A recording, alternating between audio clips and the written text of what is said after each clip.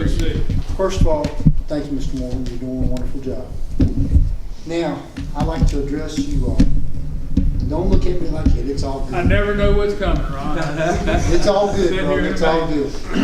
On behalf of Cars Unlimited, we would like to thank the City of Covington and the City Council and the Parks and Rec for making Street Scene 2018 a success. We had a wonderful turnout. We were very appreciative of what Mr. Augusta done for us and the City Council. So on behalf of Cars Unlimited, thank you very much, and hopefully we'll be here for another 4 years. Thank you very much. Appreciate it, Ron. Thank you.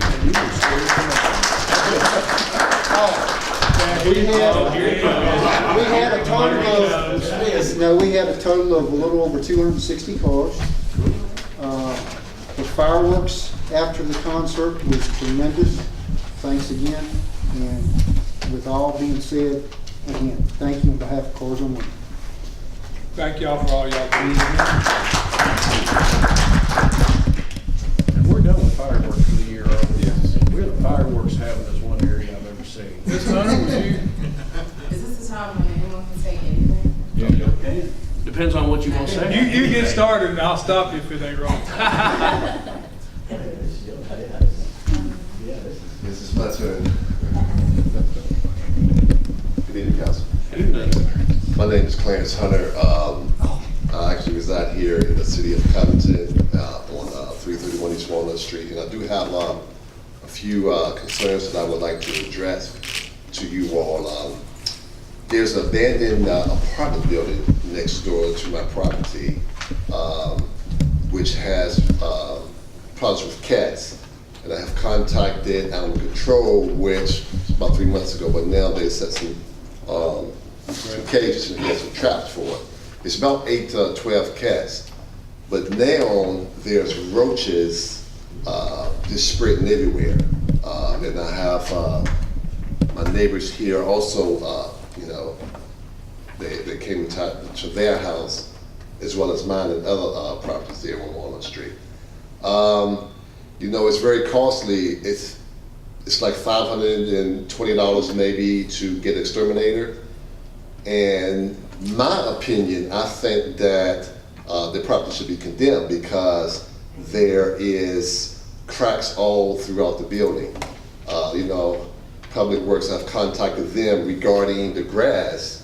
I don't know actually what the policy here in the city of Covington, the height that you're supposed to cut the grass, but I'm a taxpayer person. I have to cut my grass, and which I don't mind.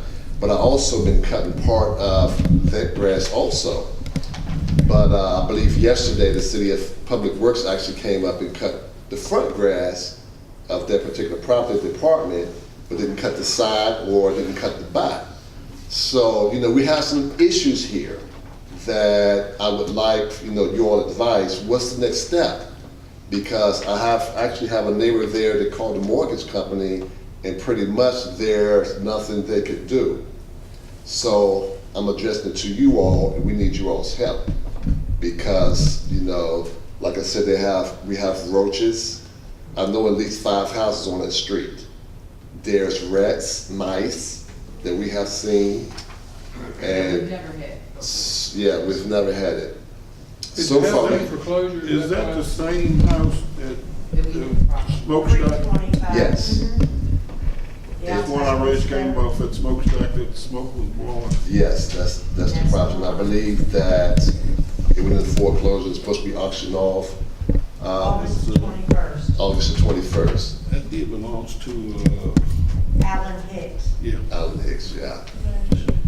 So, first on the grass, we'll look into, we have a contractor, but once we go through the notification process, that may have just been an oversight. I know the chief took a note there, and we'll follow up to make sure that the grass is cut. Okay. I'm sure we. Well, yeah, they cut it yesterday, but didn't cut all of it. And like I say, I think that was an oversight on the contractor's Okay. part, so we'll look into that tomorrow. In terms of the structure, have you talked with Eric Tyree or Development Services? I have not. Okay, so he is out, I believe, the rest of the week, but I'll give it to him.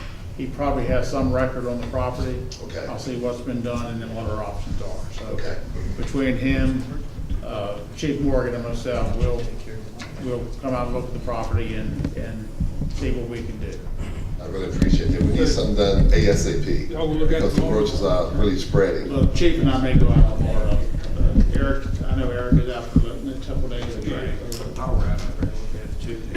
I know where it's at, Great. been by there a couple of times. Is that the same block as the school board office? Yeah. It is. Right across the street. Right Yeah. across the street. Okay. I know there's a couple of houses on that street that Mr. Tyree has a record on. I mean, we have a house and prioritization list, and we try to do what we can with as many properties as we can throughout the year. We don't have enough funds to handle every property, nor the time. If we had the funds, we just don't have the time and staff, so we have to really hit the prioritization. And if this is an issue that's causing these rodents and Yes. roaches and Yes. whatever, we'll take a more active approach on that property. Please do. We appreciate it. Thank you very much. Thank you. Thank you. Go ahead. Good afternoon, council. I live at 321 East Walnut Street, right, on the other side. I went upstairs and spoke to the gentleman upstairs. He said there's nothing he can do about it, that they were free roaming, just like squirrels or anything. Yes. Oh, roaches? Yes. Oh, okay. And we've never had an issue with roaches. So I got to thinking how I could get a hold of somebody to, since nobody can do anything. I went to the health department, they won't do anything. So I looked under foreclosures and found out that Trulia, it is a company that, advertises for them, for foreclosures. I spoke with them, they gave me the ID number, and then they referred me to talk to Shapiro and Brown, attorney at law. And they're the ones that's holding, doing everything for the bank. Because Mr. Hicks has turned over all his properties. They didn't want to do anything either. They said, well, the next one, whoever buys it on August the 21st will be responsible for exterminating. I said, do you understand that everybody on that block's going to have them? I mean, they're going to go everywhere. It needs to be tore down, in my opinion. I mean, there's trash this deep in the apartment. I mean, it's nasty. There's cats. There's way more than 8 or 10 cats. You've probably got 15 to 25 cats living under that building. And like Mr. Hunter had said, we've asked over and over and over about bringing traps. I even offered to trap all of them and take them, to Angels of Assisi and get them fixed. And I told them they can bring them back and drop them off. I don't have a problem feeding them. But now they're all pregnant again. So this is just reoccurring. We have like 5 different litters that's just growing up, and they just keep having more and more and more. It's just, I would rather see the whole place demolished. It's not even worthy for anybody to buy and try to. They're gonna have to put a bubble around the place and exterminate it. I have already gotten an exterminator, and Mr. Hunter and them's, they were coming up my deck, trying to get in my back door. And I'm at 3 o'clock in the morning throwing mothballs. It looked like it hailed in my yard. And I'm throwing mothballs up against the fence trying to keep them over there. It's just, I don't want to live with roaches. I'm not a buggy person, and I'm not trying to be one. And until this mess started with, I guess they're hungry, they ran out of food. But I prefer to keep them, put that barrier and keep them, I told my husband I'm just gonna go throw food in the window. And the way I found out was I followed one of the mama cats. She had a litter of kittens. And I followed her to see where she was going. Well, she jumped up in the window. The whole frame's missing. There's nothing there. So she's sitting on the ledge. And when she jumped into the apartment, she jumped on a pocketbook, and there was 10,000 roaches. Just started going. Well, of course, I scuffed both knees and almost killed myself trying to get away. But yeah, I hooked my foot and down I went, and I popped back up and I was out of there. I said, never again. And I'm okay with it until they started coming to my house. I'm not okay with that. But we can't find anybody to help us. That's in So, the shape it's in now. That should be something that would warrant a little bit more intervention on Eric's I part. think so. yeah, it's nasty. It really We'll do is. everything we can. All right, thank you. Okay, and then I just have the last complaint about this. We had talked to different exterminators. Well, hello, everybody, I'm sorry. But we talked to different exterminators, and my concern is, even if we have one to come in, if they're still living large, it's not gonna matter. They'll be back.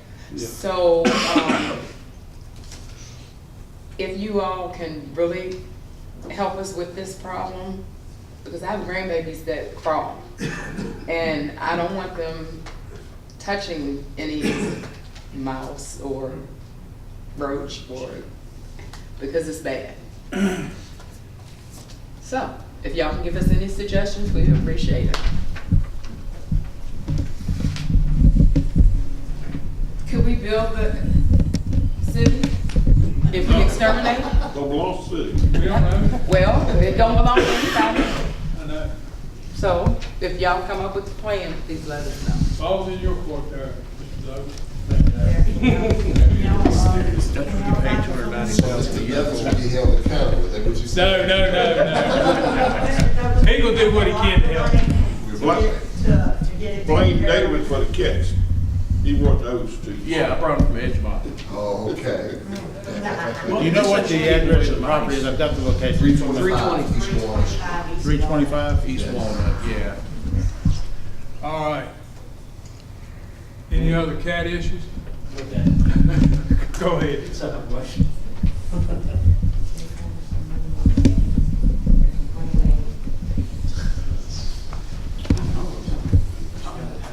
Good evening. My name is Chad Tacy. I'm a resident here in Covington. On a side note, I appreciate Mr. Crozier bringing up the question about the metal detectors.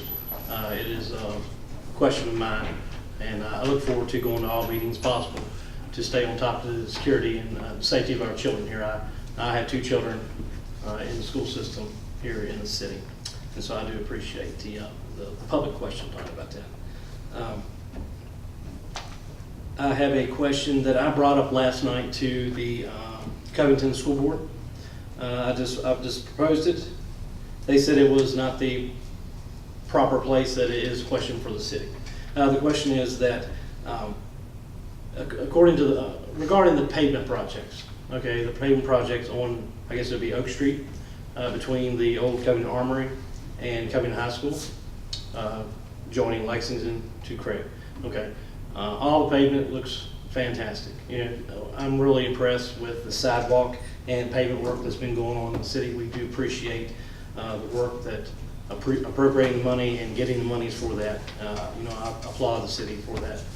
Money spent is well spent. But my concern was that the road looks great, but the section bordering the Burton Field wall, I say it's approximately 7 feet. Okay, that is used for off-street parking, for schooling games and everything like that. It was not paved. And I brought it to question to the school board, and Eddie Clemens said that his guess would be that the monies, the grant monies, are strictly for roads, probably not for easements, right-of-ways, and things like that. And that it may have to be something that the city would have to do. There is an elevation differentiation, you know, from that when you park. When people park off there, eventually it will break off and start to destroy the new pavement edging. But beyond that, it looks bad. The pavement is deteriorated, weeds are growing up, and if the city would just consider paving that section, I don't have the dimensions, call it 7 feet by 100 feet, pave all the way to the Burtonfield wall, I think it would be money well spent. It would raise the grade up nice and even for cars to pull on, and it would eliminate any of the weeds. And Why things didn't we like that. do that? It wasn't in the project scope. I mean, it's not part of the street. It's wider there. Mr. Dresser did mention that concern, that they were going to try to dress it up as best they could. I'm not sure even where the right of way, of course, we've been working with the school, with the school property, but I have not personally looked close up, but I know there have been some concerns raised about the condition of it. There was a time when that was an open ditch. It wasn't any parking area, it was an open drainage ditch. And somebody over the years filled it in, but they left it kind of swale where water would still run down through there. So when you start thinking about leveling it up, you need to think about the drainage area that's there too. I don't disagree that it needs dressed up, but when it is dressed up, that grade needs to be directed in a way that water will still run down the street. That's fine. Yeah, I but mean, I remember when there was an open ditch down through there, there wasn't no way you could park anything, That's right. but it's just been kind of patched together over the years. When you do that, you got exactly what you get. Okay. But we can look at that. Yeah, I just recommend, I know the city would entertain looking. Yeah. Okay, I appreciate that. And just what I just noticed here, we're talking about all monies, being spent like that. I noticed that the eagle on top of the flagpole has a broken wing. I appreciate that being repaired. That will be taken care of. Yes. Thank you. We can afford that. Good. I hope so. Thanks, Chad. Charge me. Send it to you. Thanks, Chad. Yes, sir.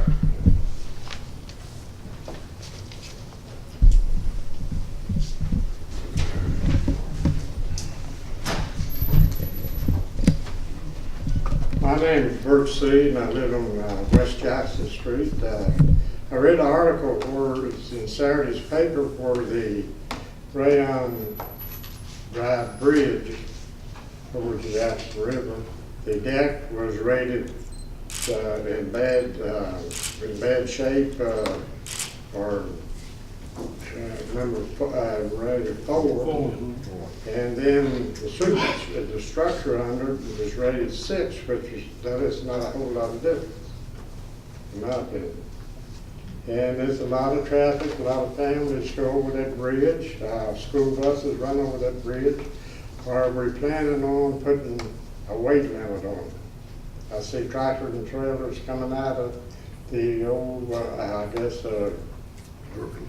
old Hercules building, loaded with paper and all. And During the last inspection, there wasn't any weight limit that was recommended, but that bridge is inspected on an annual basis. So, we'll find out this year what's recommended and go from there. And, the plan is to submit for grant funding this next cycle coming up, which I believe is December. there's a lot of the county buses and the city school buses going. And it's one of the busiest streets in Covington. But there's still no weight limit on the bridge. And that's, just like the water truck. They run, I guess, 24 hours a day. Going from the landfill over to the waste treatment plant. Well, if he's loaded, he's got to put a good weight on him. The water at 8 pounds a gallon. When the engineering firm gave the presentation the other night, last week, they never mentioned that it was necessary for a weight restriction yet. But they'll inspect it again in a year. And then if it's a weight restriction needed, they'll put one on. I was just wondering Yeah. about that. We're reading the article. Right, yeah, if they think it needs a weight restriction, they'll put one on. But they haven't got to that point yet. Okay, fine. Hopefully we get it fixed before it gets there. Thanks, Bert. Thanks, Bert. Josh?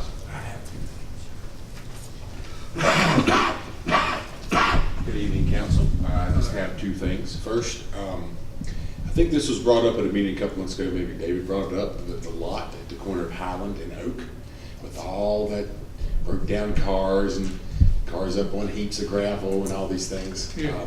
It was brought up, but nothing at all has been done. So I wanted to see if we could readdress that. That lot that's an allowable use, and I am told they do have a business license, but I did plan to personally visit them to ask them to clear the lot off of grass, because it should just be a gravel surface. Now, wait a minute. Some of those vehicles that I've seen have had flat tires. Yeah, and see, that's the thing, because I They're know out for a of fact that Eric, inspection. Now, when Eddie Clemens was up here, when we did his special use permit, he was given hell because of the fact that he had 3 or 4 on the lot he wanted to rezone that he was working on. And we gave him grief about that. But yet this lot that has vehicles in a whole lot worse shape than what Eddie had is being allowed to go. and I know at a residential level, Eric is, I know, because I know on my street, there's a gentleman who had a car that was inoperable in his driveway, and Eric has been on him about removing that or keeping it covered up or something. So if the rule applies to my neighbor, it should apply to The Eddie rules Clemens. for No, commercial no, versus I residential think rules are different, That's and I agree. Not If- Justice, Justice, Yeah. those belongs to Jay Justice Justice, I'm pretty sure. out of West Virginia. If council wishes to That address explains the that. restrictions on those commercial type properties, I'm glad to explore Well, that. it seems to me, We do the, now, what's the difference It's between? not zoned for a junkyard. No, and that's what it is. I mean, we're not talking about operable vehicles. These are but we vehicles also that- already have an ordinance that requires them to have a sticker and license plates. Not if it's a car lot. But no, not the car lot. But the tires have to be inflated. It's, yeah, if they have a sticker. Gotta have a sticker. Yeah. Yeah, it's not a car lot. Yeah, it's not a car lot anymore. It We're was. glad to explore that, but there are some, the ordinance is not to the point to where we can restrict them to remove the You cars can't make from them pull property. it. There was a business license for a car lot there. Now, whether that business license is up to date, I'd be hard It's pressed to to see. think it is. That's for sale, that But part it of, probably was. that's part of, trust. Mhm, the Dressler lot. So Justice owned the old Dressler lot, so he owns that lot. But there does, too. does even a business license for a car dealership give them the right to put that there? Because there's lots of car dealerships without that kind of crap sitting in their lot. Parker Dingler's place don't have nothing like that. The new, Magic City place over there by Walmart doesn't have anything like that. I mean, Well, We just discussed. there's gotta be there's codes that'll address it, but at the same time, we can't go in there just because we want to. We gotta figure out why we're going and how we're going and what the violation is. sure. And Mr. Douglas said that at one point there was a business license there. So, a business license allows them to park cars with no tires, with flat tires, windows broken out, no stickers, no inspections. The business license allows that? Because of the type of business it is, the inoperable vehicle standards do not apply to it. I'm gonna put a car lot in my yard. Now, You staff got business license. Staff is actually, we've had a lot of discussion in terms of trying to do something to at least incentivize the auto repair shops of removing cars from the properties. But it's a very similar thing. There's cars that are abandoned or whatever, and they end up being de facto junkyards. And so we've been having some discussions with some of the auto repair folks and staff to see what we could do there. This is really kind of an extension of that, being a car lot. One would think, like Magic City, that you would want a presentable property to sell your product. And that's what, but as far as what's in our ordinance and what's required, doesn't match that as we'd like. I mean, so we're glad to look at that, bring something back to you that would address those type of requirements, if you so wish. Need a time frame on the repairs. Or maybe they could do like that man did on the corner of Hawthorne and Lexington, just put a big tall fence up around it so nobody can see It it. wasn't a fence, it was a tarp. Tarps, big tarps. So now, let me get this straight. If Eddie, my buddy Eddie Clemens goes and does that on that lot we gave the special use permit, he's okay to do that. The way the ordinance is written now, it gives a lot of flexibility to the property owner. I recommend that we look at, it's been something on my radar for a while. Let's move that to the front burner. That looks like trash on that one lot in particular. It's terrible. I'd be interested to know how the residents in that area feel about it also. There's none in there. It's been that way for No several houses down years. there. Yeah. I think, correct me if I'm wrong, Mayor, I think it was addressed several years ago when Dressler's was in operation, and it was stated that it was grandfathered in, because I think the city went in there to address that several years ago. And it I was, don't remember. I think it was something to that effect, but Mr. Douglas is looking into something as far as a time frame for some of these, but I agree with you, that looks like, Yeah, I agree. And speaking of looking bad, well, that'll bring me to my second thing. And you and I talked about this the other night down at AED. You know, when the Gartons bought that old Hercules property, they spent a lot of money painting it, spray painting that fence silver. It looks really nice. But when you look across the street at that little lot they're using on the other side, that fence is falling down, it's grown up. There's a pothole in there so big you could swim in it. I don't know how they even get trucks in and out of there. And we've got all these people coming down to AET from out of town. When you get off that exit and come down Jack Street, everything looks fine. It looks like a nice residential neighborhood. You come around, come over the tracks, you see that garbage. You see that, it's an eyesore. It's a terrible eyesore. And then you get right down to the ball field. So when I asked him the other night at the music, you know, down there at the park, you know, what we could do, he said, well, you kind of said, well, you know, it's city's sort of limited as to what they can enforce as far as that goes. Maybe they should just tear the fence down, you know, and that's a good idea. But is there anything that the city can do as far as prompting him to fix that up as much as he did the other side? Because it looks bad, but, you know, for people coming off the There's a interstate. truck department over there, back then, it knocked it over, and it's on a 45-degree angle, it's a 6-foot chain link fence, and it's laying on 45. Mm-hmm. And it's rusted and it's Yeah. bent, and the parking lot's all grown up and stuff, and the giant potholes, and it just looks really bad. I mean, especially, and for those of us that live over there in Edgemont and myself in Parish Court, I mean, we go past that several times a day, and it just looks bad. And you know, Ron's been here complaining about the trash from the recycling place, and I see that there's been a little bit of difference made, and it helps that area look better. Well, now we got to address this too, because it makes that area look bad. I'll be glad to discuss those concerns with them. I agree with you. Okay. It definitely could use some improvement. Sure. Okay, well, that's it for me then. I appreciate it. Thanks, Josh. Yes, ma'am. Got one over here, she ain't got to talk yet. I'll just be a quick second. Good evening, Council. How are you guys this evening? All right. I just want to make note, Mr. Douglas mentioned there was some kudos and some recognition given to some people on a call on the early wee hour mornings of August the 7th. The chief here gave some presentations. It was very nice. I'd also just like to throw out a couple names to that. Myself and the police officers were first on the scene. That's why our names were on the report. That's why the awards came to us. But there were several other people, and I just want to make sure the kudos go out to them. We have in place on Code Blue, and the call was actually put in as a Code Blue, that the fire department's automatically toned with us for extra manpower. That's just a policy that we put into place as the two departments. So on the scene, we had Jerry Hoot Gibson, we had Shane Byer, and we had J.B. Bartley. So I'd like to give them kudos and thank them for coming out and helping us. We also had two other of our volunteers, Trey Clark and Hannah Wolf. And then, of course, the paid staff, Ashley McNeil, brought the truck to us because we actually were closer and responded to the scene, so we were able to have her bring the truck to us. It's a good thing, a good event. I just want to make sure that everybody gets mentioned and gets credit for being there in the wee hours of the morning. Your volunteers in action, your EMS system working together. Again, the AEDs and police cars have just been huge. That's what made the difference between myself and police officers arriving at the same time. I was assessing while they were attaching the AED. Things went very well. But I wanted to give kudos to everybody that was involved with that because they all made it possible. Thank you, guys. Thank you.